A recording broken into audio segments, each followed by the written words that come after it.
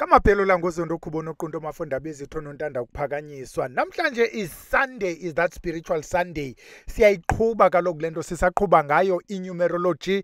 Namhlanje is the last installment ye birth dates. Sizijonga ukuthi what is your birth date saying mntana omhle. Kodwa yena nto sizawugxila kuyo emva kwazo ezi birth dates. We are going to look at the top 10 billionaires zalonyaka uphelileyo. Sithi naba abantu abazi-billionaires. Sizama ujonga ukuthi are these numbers really telling the truth? Sijonga what are their birth dates saying njengoba bezezi billionaires. We only took 10 ukudemonstrate lento ukuthi numbers don't lie. Kakuyilandele ke nawe uphumle ujonge ukuthi awunokwazi na nawe uyitshintsha yakho i-birth date ukwenzela uba ibe yilena ye-billionaires kama nam ndirhalela uyitshintsha neyam. Masingeneni ke kuyo le nto yanamhlanje ukwenza uba ngakhange sibe nazo nazi announcement nantwininzi singayitsali. We are killing this dead donkey ke. Siyibulela for the last time. Yiloo nto singazubuya ngee-dates ezilandelayo. Is the last installment on birth dates.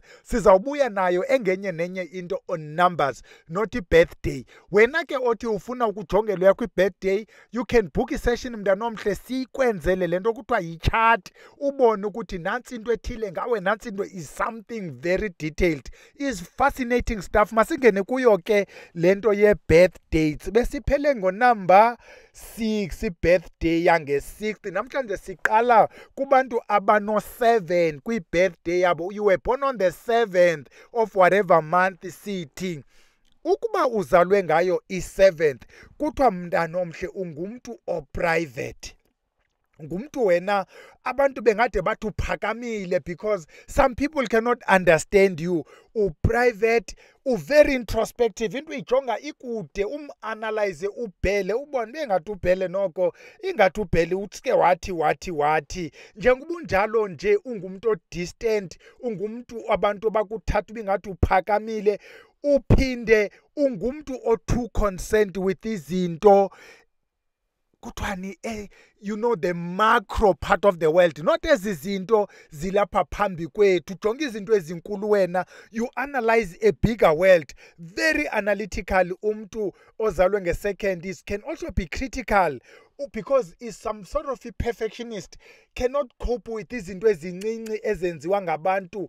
Sometimes abantu bange-7 kuthiwa they don't even like into encuku kuthethwa ngamagama abantu, bafuna kuthethwe ngezinto ezinkulu than ukuthethwa ngezi zinto zincinci. These people kuthiwa are very spiritual, ngabantu who connect with the cosmos okanye the universe. They are members of the cosmos. Ngabantu abalandela izinto broadly, not ukulandela izinto ezilapha phambi kwempumlo kanye phambi kwenzwane zabo. Ngabantu bange-7 asifuna ungena ke nzulu kunumber 7. There is so much about the number engu-7, but kuthiwa ngabantu aba-very sensitive, ngabantu aba-humble. They can be stately. Uthi hamba phaa ubone uba noko laa mntu befamba uyinto, noba kathanga kodwa befana uba uyinto umntakabani. Simgqibile ke umuntu ozalwe nge-7th, siye kubantu abazalwe nge-8th. Iyabona ke aba ngoonobhizinesi aba, ngabantu who seek i-success aba, nabo are leaders. Khumula laa nto yange-1st, abazalwe on the 1st. Sithe abantu abazalwe on the 1st ngabantu who pursue loo nto bayipursuayo to its finality. Kuthiwa they can be leaders.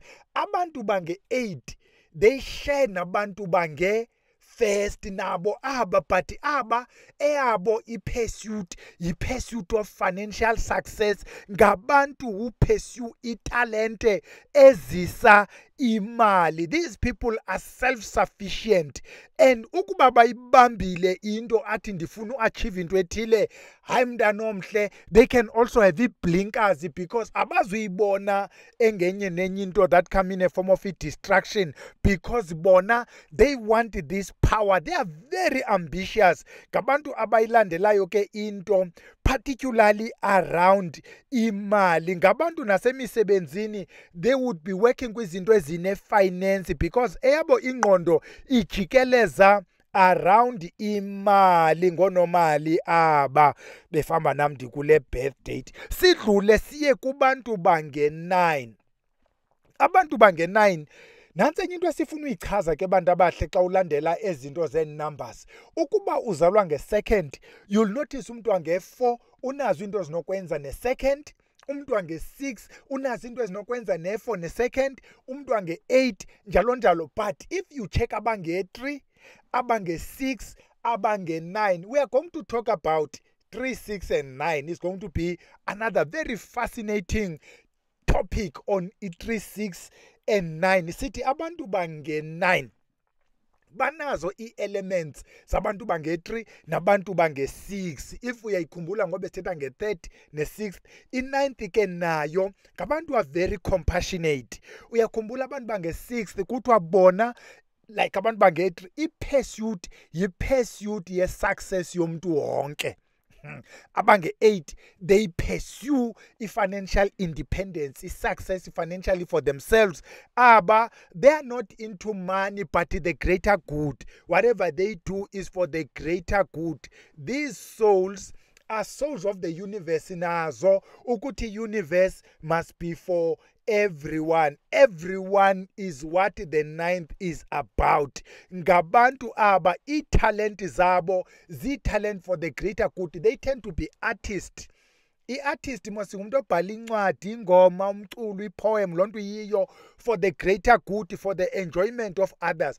Kuthiwa they can be kwinto ze-decoration, they can be kwinto ze-design, any form of design. Siyayiphinda bona eyabo mission in this universe is for humanity ngabantu bange-9.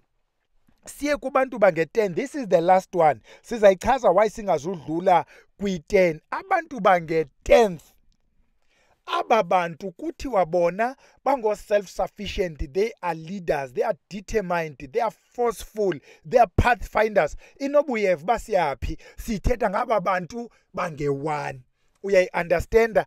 Ukuba ujonga abantu bange-1st nabantu bange-10th, ezazinto zabantu bange-1st mntanomhle besithethe ngazo zezi sithetha ngazo kubantu bange-10th. Lanto ye-1st into ye-10th. Naku ke apho sikhoyo isizathu sokuba singagqithi besifuna uyivala ngaye u-10.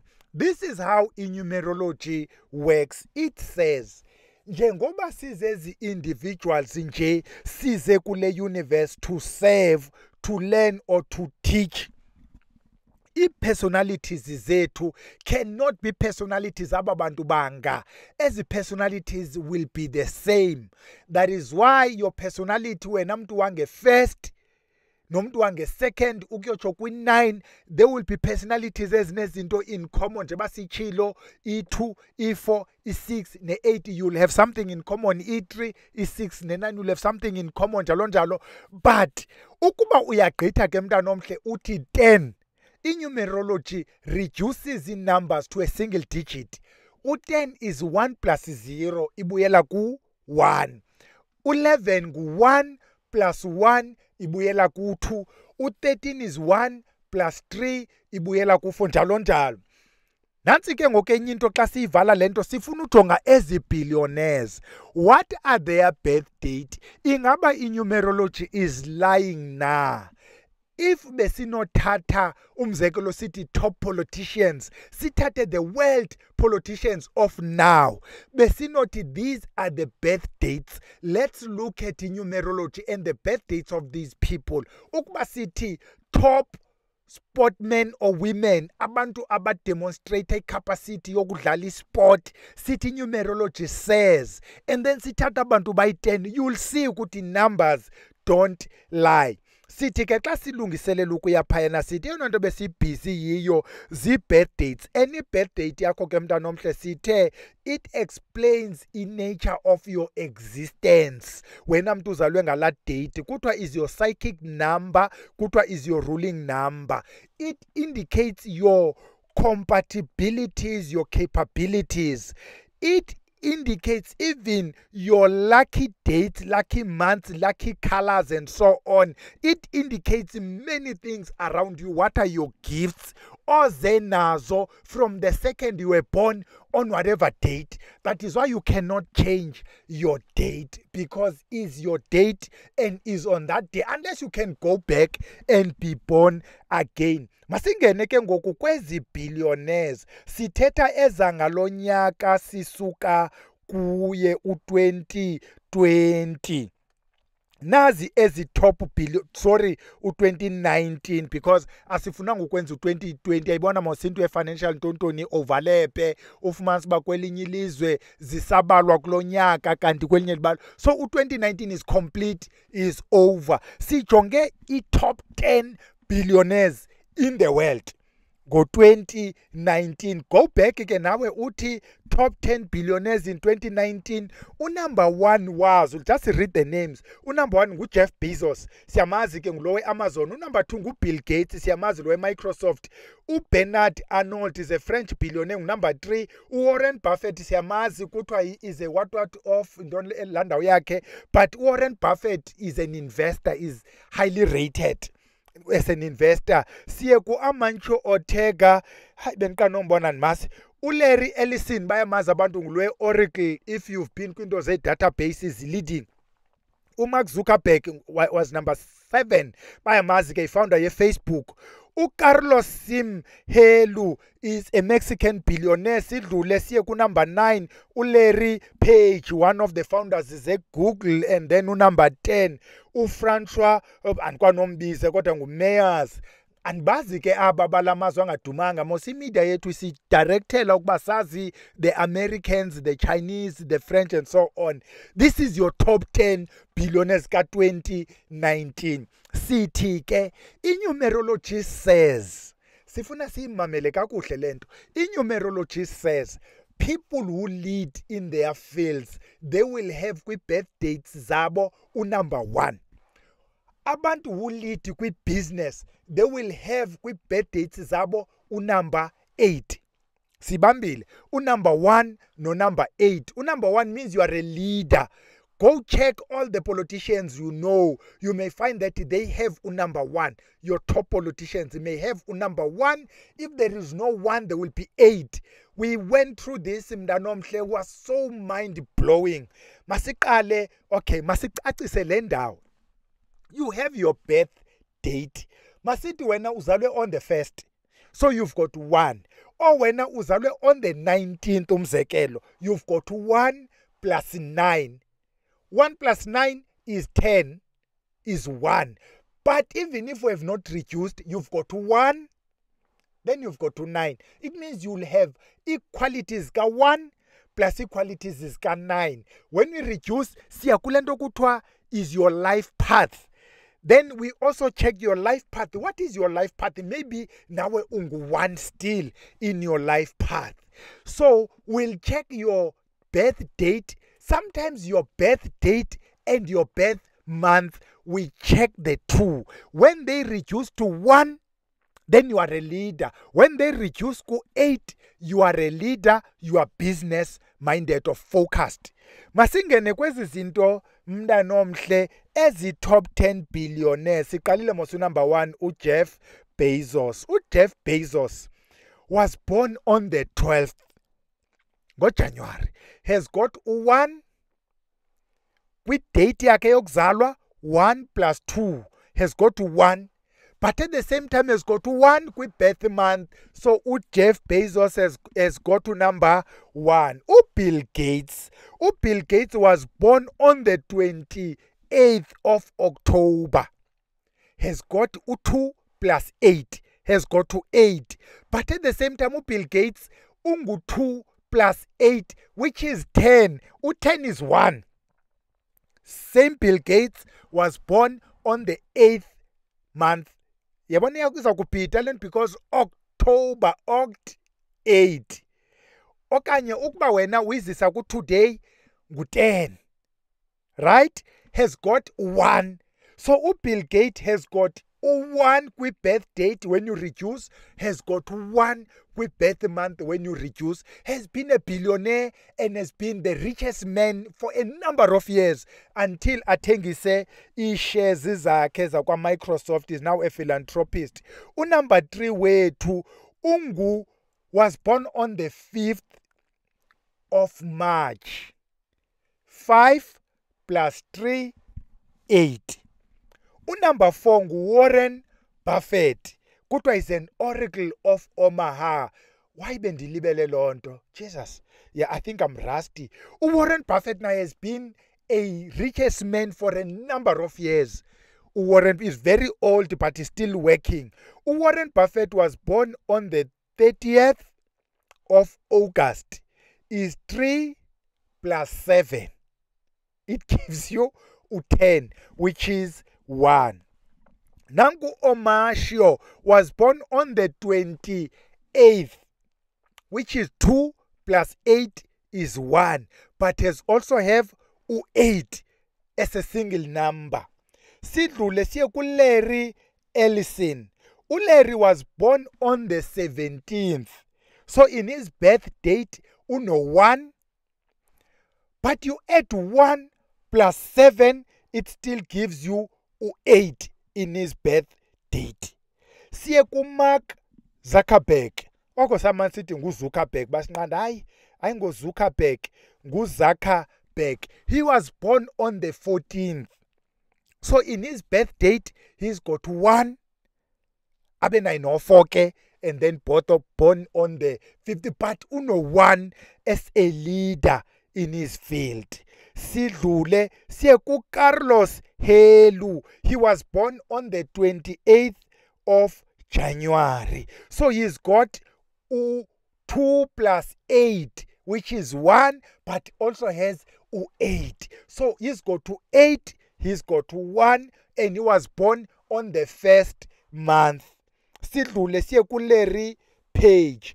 uLarry was born on the 26th. He's got 8 because there's 2 plus 6, which is 8. If you want, okay, you can add to 8 plus 3, which gives you 1 and 1.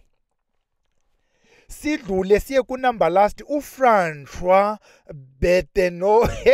Bettencourt Meyers, andikwazi wabiza la magama ama-French. uFrancois was born on the 10th. Reduce 1.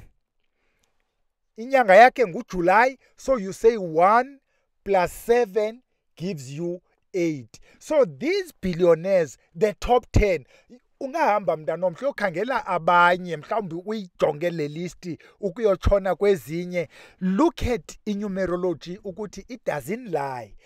Aba bantu, the top 10, they are leaders in their field. That's why they be top 10.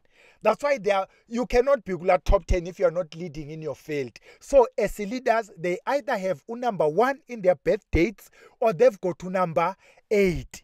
Hey, Ubele has neither 1 nor 8. That is why Ubele is not a leader. But the reality is, all of us are here to serve humanity in one form or the other. O Mark Zuckerberg basiphathele o Facebook, o Larry Page basiphathele o Google, o bizalele this guy yelento as database. They brought us what we use today. Or Jeff Bezos basiphathele o Amazon. These are leaders who brought us something. So sithi esisivala lento, check your birth date. Kuthiwani nga your birth date? What is your purpose kule universe? Wena like mna, we are not meant to be business mntanomhle. Mhlawumbi wena, you are here to serve humanity. Mhlawumbi as a philanthropist okanye mhlawumbi as a gardener. Mhlawumbi wena you are to plant imithi emihle. Mhlawumbi wena you are to be an artist, usiphathele ingoma ezinhle. Mhlawumbi wena you are to be something else. Find your path. Ungasichekisha ke ubhukishe, we will do calculations and so on. Sitho sithi nansi eyakho mission in this universe. So that, can you imagine if we all came to serve same way, this universe would be boring. Natso kinto besiphethe mntanomhle on this spiritual Monday. Sivalile ke into ye birth dates. Asizuphinde singene kwi-birth dates. If we've got birth, it will be birth month. Sizawubuyela zona ke i-birth month xa siphinde sibuya. Kodwa as abantu requested to spiritual nto comparison between religion and spirituality. I think that is what we will bring in our next Sunday. Masiyeke nilale ke sidibane Monday evenkileni. Xa unovenkilo omkhulu esithi yiza nothenga Camagu.